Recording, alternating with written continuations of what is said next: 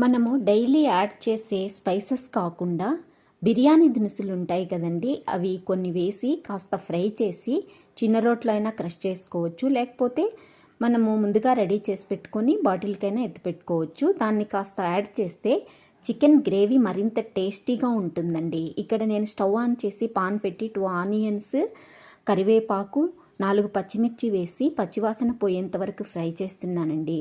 కాస్త అల్లం వెల్లుల్లి పేస్ట్ కూడా వేసి పచ్చివాసన పోయేంత వరకు ఫ్రై చేసుకొని పసుపు, సాల్ట్ యాడ్ చేస్తున్నానండి.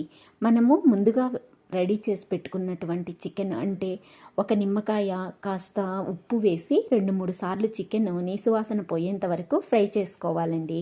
ఇక్కడ మనం వేసుకున్నటువంటివన్నీ బాగా ఫ్రై అయిపోయిన తర్వాత మనం ముందుగా రెడీ చేసి పెట్టుకున్నటువంటి చికెన్ని వేసి ఒక 10 మినిట్స్ కుక్ అవ్వనివ్వాలండి.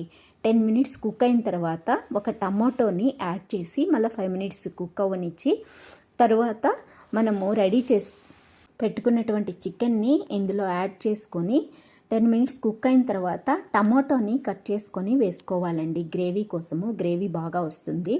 ఇవన్నీ కుక్ అయిన తర్వాత మనము రెడీ చేసి పెట్టుకోవాలండి. ఒక టేబుల్ స్పూన్ మిరప్పొడి, ధనియా పౌడరు, చికెన్ మసాలా, బిర్యానీ దినుసులతో రెడీ చేసుకున్నటువంటి మసాలాని యాడ్ చేసుకొని కాస్త కొత్తిమీర వేసుకొని కుక్ చేసుకుంటే అంతేనండి.